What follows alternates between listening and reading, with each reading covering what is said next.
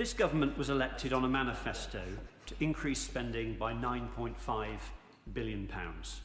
This was to be paid for by £7.3 billion of extra taxes and £3.5 billion of extra borrowing, all set out in the Labour manifesto. It was a modest plan with a prudent margin. Exactly the sort of plan you might expect a party in opposition to put forward to show they could be trusted to run the public finances. Members opposite might reflect that had they implemented that plan, the British economy would be in better condition than at present. Because in Labour's first budget, they increased public expenditure not by £9.5 billion, but by £70 billion. £72 billion. How the Labour benches cheered with delight at the thought of all this extra spending. Pay rises for train drivers with no conditions. Pay rises for junior doctors with no strings. Money for Great British Energy. More money for the British Business Bank. All so the government can invest in projects the private sector doesn't think will make a return. We all know how this story ends.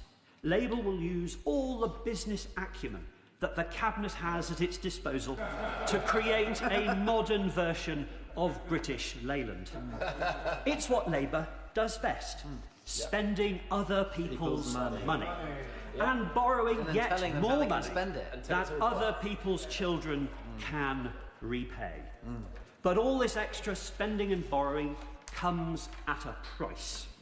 And the government is now paying 5.7% interest to borrow money for 30 years. That is the highest level since 1998. And this surge in borrowing costs reflects the market's lack of confidence in the Chancellor's ability to manage Britain's finances. I will give way. Does he accept that that surge in borrowing costs started actually with Liz Truss's mini budget and has not really stopped there since trajectory started? At all. No. This surge is entirely due to the Chancellor losing control of public expenditure. £70 billion extra. And the increased cost of servicing our national debt adds further pressure on the British taxpayer. Having presented her budget, the Chancellor said, and I quote, "We're not going to be coming back with more tax increases or indeed more borrowing." But the problem is no one believes her. The markets don't believe her, and Labour backbenchers certainly don't believe her. They know now they only have to threaten to rebel on any item of public expenditure and the Chancellor will cave, as we saw on the Welfare Reform Bill, brought forward to save a modest £4.5 billion. What happened? The first whiff of a rebellion and the bill was gutted, leaving the taxpayer to pick up the cost. So it is in this context that over the summer we saw briefings from the Treasury testing the water on a whole series of potential tax rises. Higher rates of council tax, a land value tax, capital gains tax on family homes, lowering the thresholds for inheritance tax, and an annual property levy on the family home.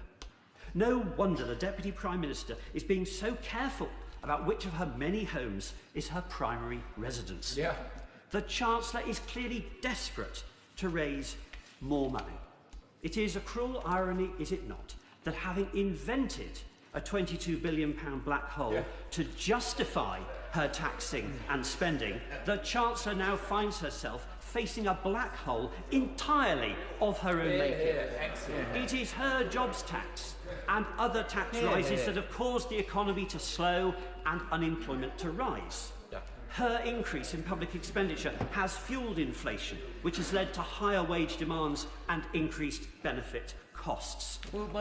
I will give way. I thank my honourable friend for letting me intervene. This is exactly the problem, because many businesses in my constituency, and dare I say others, are saying to us as Member of Parliament that they are wanting to invest but daren't invest in growing their businesses because they do not know about the increases in taxes that are coming down the line from this Chancellor. So does he share my concern that businesses are reluctant in investing right now on the projects that they want to deliver for growth of their own enterprises?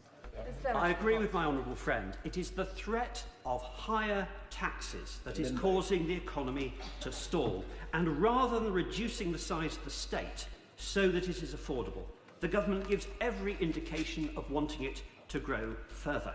The fundamental reason why this government needs to raise taxes is that it is incapable of controlling the fiscal incompetence of its own backbenchers. Yeah. At their cause, Labour MPs genuinely believe the state can spend our constituents' money better than they can spend it themselves. They don't believe in thrift or self-reliance. They see no limit on the size of the state. On this side of the House, we know it is businessmen and businesswomen across Britain who create wealth and growth. Success is the result of hard work, taking risks, satisfying your customer, employing your neighbour. The government should provide the environment for those businesses to thrive rather than threatening every part of the economy with higher taxes. Yeah.